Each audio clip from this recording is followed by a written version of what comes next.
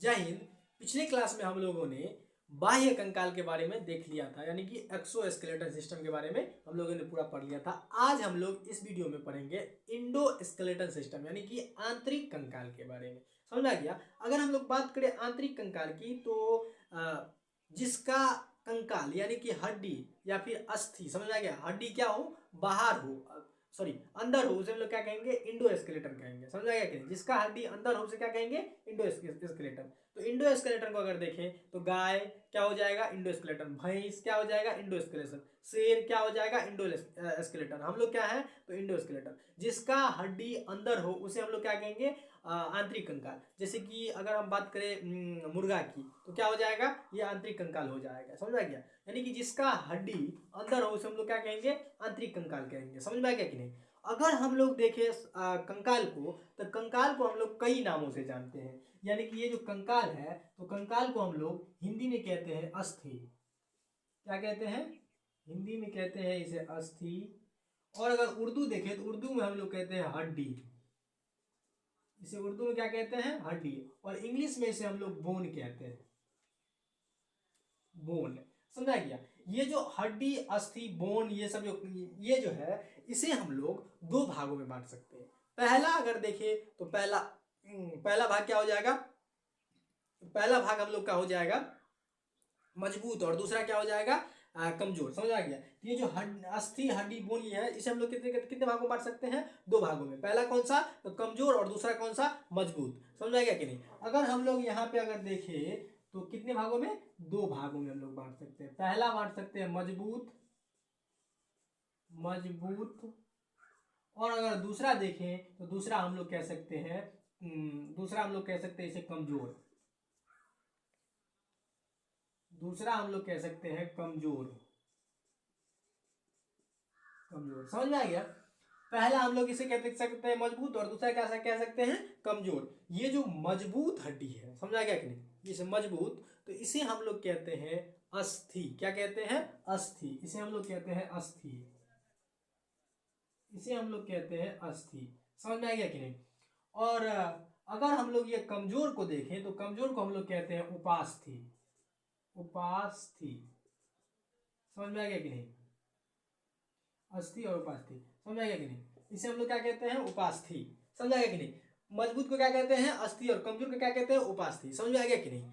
अगर हम लोग आगे बात करें तो ये जो मजबूत हड्डी है, तो मजबूत तो जानते ही है। जैसे कि अगर हम चिकन की बात करें, किसका, चिकन का। चिकन में जो आप जो नॉन वेज खाते होंगे वो लेग पीस खाते होंगे, तो लेग पीस कुछ इस प्रकार से होता है।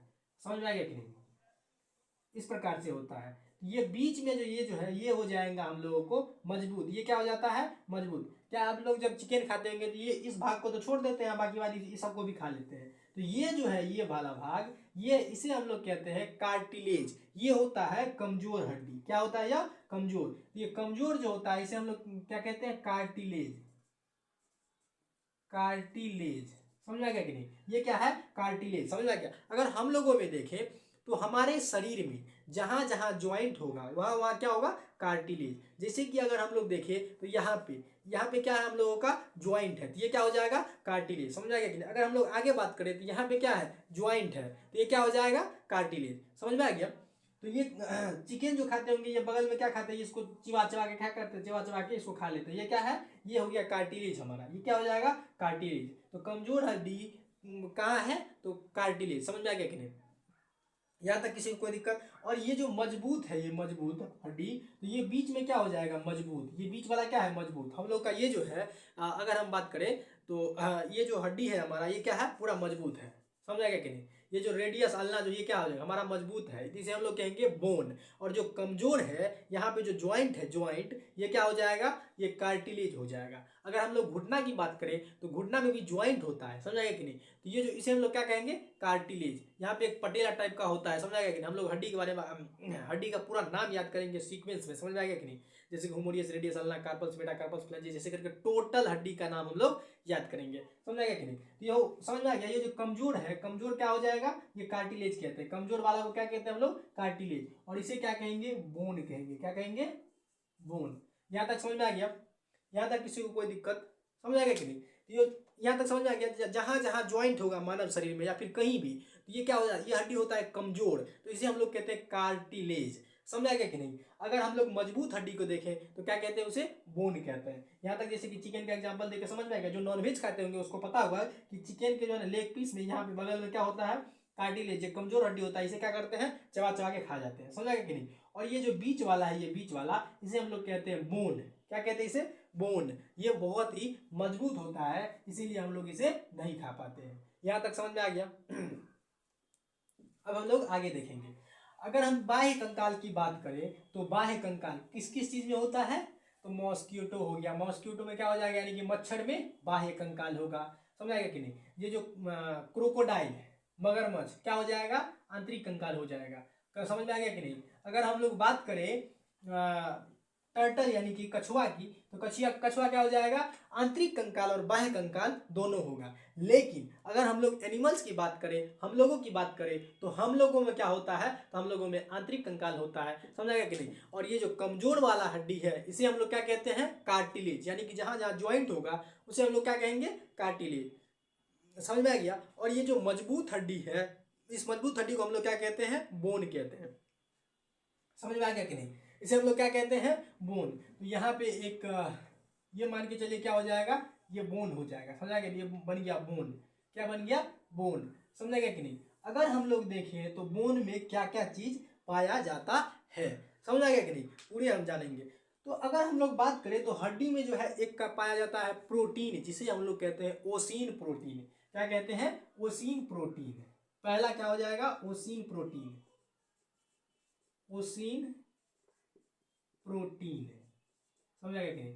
हड्डी में क्या पाया जाता है, ओसीन प्रोटीन। यहां तक समझ में आ गया। किसी को कोई दिक्कत, कंकाल में क्या पाया जाता है, तो ओसीन प्रोटीन। हमारा क्या हो जाएगा, पहला हो जाएगा ओसीन प्रोटीन। अगर हम लोग बात करें तो ये हमारा कंकाल यानी कि हड्डी जो है, ये बना होता है कैल्शियम फॉस्फेट का। किसका बना होता है, कैल्शियम फॉस्फेट का। समझ आ गया कि नहीं। ये कंकाल किससे बना होता है, तो ये बना होता है कैल्शियम फॉस्फेट का।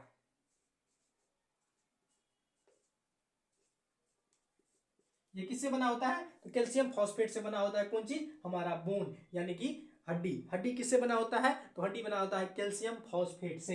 यहां तक समझा गया, किसी को कोई दिक्कत। अगर हम लोग आगे देखें तो बच्चा का जब जन्म होता है तो जन्म के समय बच्चा में 300 हड्डी होती है। कितना हड्डी, जन्म के समय बच्चा में कितना हड्डी होता है, जन्म के समय 300 हड्डी। समझ आएगा कि नहीं। ये हो गया जन्म के समय। जन्म के समय बच्चा में कितना हड्डी होता है, 300 हड्डी। समझ गया कि नहीं। जैसे जैसे बच्चा बड़ा होता है, अगर बच्चा जन्म होता है तो बहुत ही गुज गुज गुज गुज टाइप का लगता रहता है, बहुत अजीब टाइप का बच्चा लगते रहता है। समझ गया कि नहीं। उसको अगर गोदी में उठाए होंगे तो पता होगा बहुत ही गुज गुज टाइप का लगता है। पालने में उस सब चीज को बहुत मुश्किल होता है। समझ गया कि नहीं। हम लोगों को भी जो बड़ा किया है वो बहुत ही मुश्किल से बड़ा किया, क्योंकि जो ये बचपन में कितना हड्डी है, 300 हड्डी। और यही हड्डी जैसे जैसे जैसे जैसे बड़ा होते जाता है, ये हड्डी टूट टूट के आपस में ज्वाइंट होते रहता है। क्या होते रहता है, ज्वाइंट होते जाता है। समझा गया कि नहीं। अगर जब जन्म के बाद आता है बाल्यावस्था। समझा गया कि नहीं।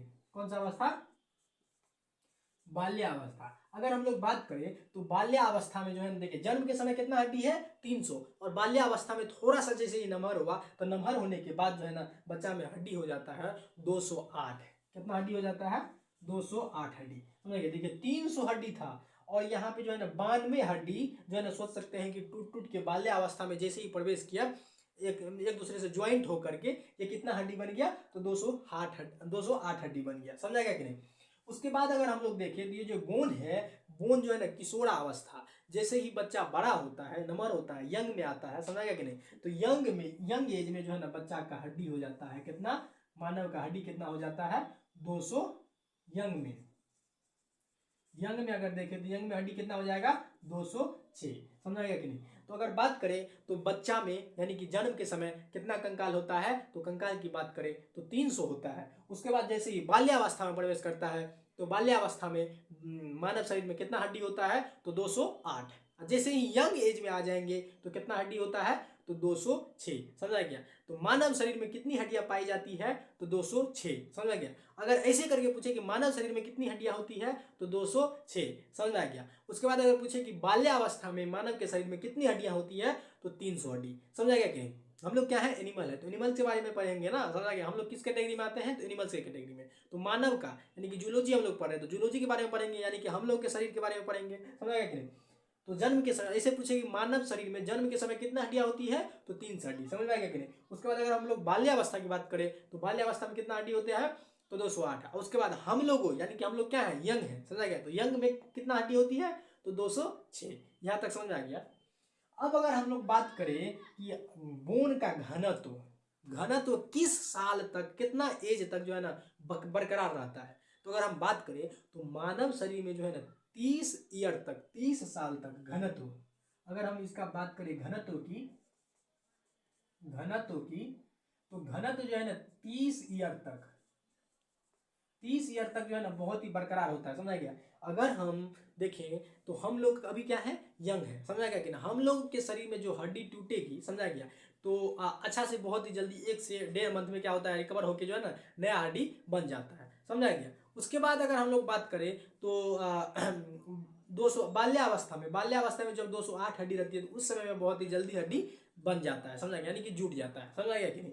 तो घनत्व, घनत्व कितने साल तक अधिक होता है, तो घनत्व की अगर हम लोग बात करें तो घनत्व जो है ना मानव शरीर में 30 साल तक क्या रहता है, 30 साल तक क्या रहता है, बरकरार रहता है, समझा गया कि नहीं। यहाँ तक समझ में आ गया, किसी कोई दिक्कत। उसके बाद अगर हम लोग देखें तो ये जो हम लोगों का जो है टिश्यू, कौन सा टिश्यू यानी कि उत्तक जो है, तो हड्डी में कौन सा उत्तक होता है, समझा गया।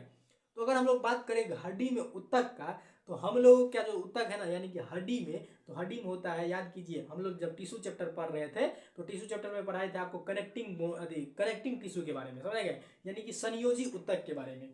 तो अगर हम लोग इसमें टिश्यू की बात करें, बोन में टिश्यू की बात करें, टिश्यू की बात करें तो इसमें हो जाएगा कनेक्टिंग, कनेक्टिंग टिश्यू, समझा गया। इसमें कौन सा टिश्यू होता है, कनेक्टिंग यानी कि संयोजी, संयोजी उत्तक, समझ में आ गया कि संयोजी उत्तक, समझ आ गया। तो टिश्यू की बात करें तो टिश्यू कौन सा होता है, संयोजी उत्तक। बोन में कौन सा उत्तक होता है, तो संयोजी उत्तक, समझ में आ गया। बोन में कौन सा उत्तक होता है, संयोजी उत्तक, समझ आ गया। यहाँ तक किसी को दिक्कत। उसके बाद अगर हम लोग आगे बात करें तो बोन के अंदर यानी कि ये जो हमारा बोन है, ये जो हड्डी है, तो इसके अंदर इस प्रकार जब मच्छरदानी टाइप का यानी कि जाली जाली टाइप का एक आकृति पाया जाता है, जिसे हम लोग कहते हैं बोन मैरो, यानी कि इसके अंदर, बोन के अंदर क्या पाया जाता है, बोन मैरो। यहां पे हम लोग खींच देते हैं, इसके अंदर, अंदर अगर देखें तो अंदर में क्या होता है, bone marrow, bone marrow. Bone marrow को हम लोग हिंदी में कहते हैं अस्थि मज्जा, अस्थि मज्जा, अस्थि मज्जा, समझाइए कि नहीं। इसे हम लोग हिंदी में कहते हैं अस्थि मज्जा। अंदर में क्या होता है, बोन के अंदर, यानी कि ये क्या हमारा कंकाल है, और कंकाल के अंदर ये जो मच्छरदानी मच्छरदानी टाइप का आकृति पाया जाता है, इसके यानी कि बोन के अंदर, तो अंदर हम लोग देखें तो इसमें होता है बोन मैरो। क्या होता है, बोन मैरो। बोन मैरो को हम लोग हिंदी में कहते हैं अस्थि मज्जा। क्या कहते हैं, अस्थि मज्जा। ये क्या करता है, ये अस्थि मज्जा जो है, ये ब्लड निर्माण करने का काम करता है। कौन चीज, ब्लड निर्माण करने का। तो ये जो बोन मैरो का क्या काम है, ब्लड निर्माण करना। लेकिन हैरानी की बात यह है कि बोन मैरो क्या करता है, ब्लड का निर्माण करता है, परंतु बोन के अंदर हड्डियां, सॉरी, बोन के अंदर यानी कि हड्डी के अंदर ब्लड नहीं होता है, समझाएगा कि नहीं। हलवाई कभी मिठाई खाता नहीं है, ठीक वैसे ही क्या करता है, ये जो बोन मैरो हड्डी जो है, हड्डी क्या करता है, ब्लड का निर्माण करता है, और परंतु ब्लड, हड्डी के अंदर ब्लड होता नहीं है, इसीलिए हड्डी जब टूटती होगी तो उसमें से ब्लड नहीं निकलता है, समझाएगा कि नहीं। यहाँ तक कोई किसी को कोई दिक्कत।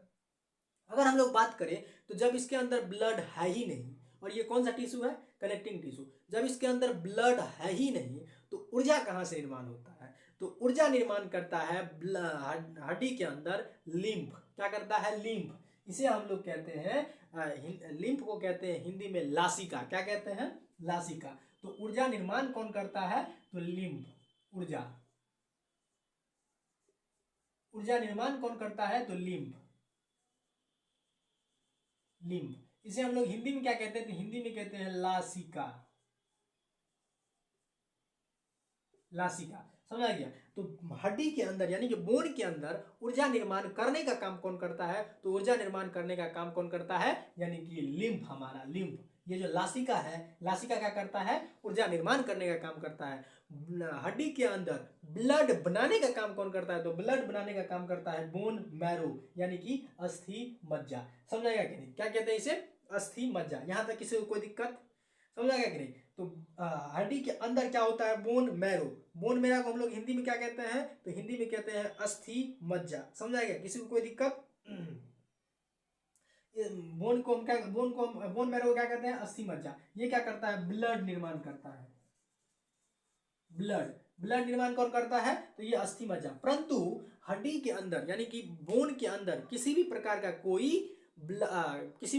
क्या नहीं होता है, तो अगर हम बात करें तो ब्लड नहीं होता है। इसीलिए जब हड्डी टूटती है तो उसके अंदर क्या होता है, ब्लड नहीं होता है। यहां तक समझ में आ गया, किसी को कोई दिक्कत। उसके बाद अगर हम लोग आगे बात करें तो इसमें जो है ना विभाजन, हड्डी को विभाजन करने का काम कौन करता है, कोशिका के अंदर कोशिका विभाजन करने का काम कौन करता है, सेंट्रोसोम। परंतु यहाँ पे जो है ना हड्डी के अंदर कोशिका विभाजन करने का काम करता है ऑस्ट्रियोब्लास्ट, कौन करता है, ऑस्ट्रियोब्लास्ट। विभाजन है, विभाजन करने का काम करता है ऑस्ट्रियोब्लास्ट,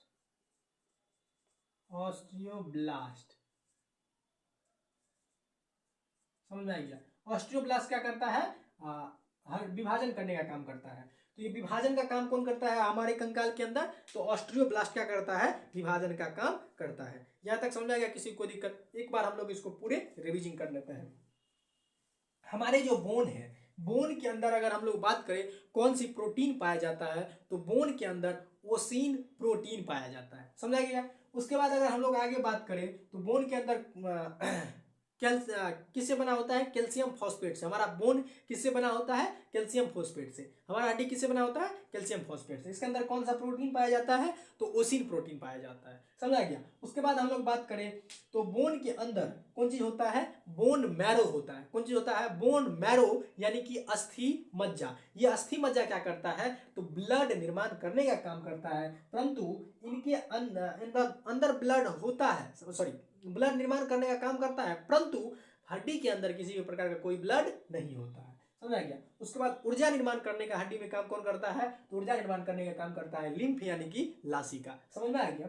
उसके बाद अगर हम लोग देखें तो इसमें टिश्यू कौन सा होता है, इसमें होता है कनेक्टिंग टिश्यू। कौन सा टिश्यू, कनेक्टिंग टिश्यू यानी कि संयोजी ऊतक, समझा गया। बचपन में यानी कि जब बच्चा जन्म लेता है तो जन्म के समय बच्चे में 300 हड्डी होती है। उसके बाद अगर हम लोग बात करें तो बाल्यावस्था में बच्चे के अंदर 208 हड्डी होती है। उसके बाद यंग अवस्था में यानी कि किशोरावस्था में आने के बाद बालक में टोटल 206 हड्डियां हो जाती है, समझा गया कि नहीं।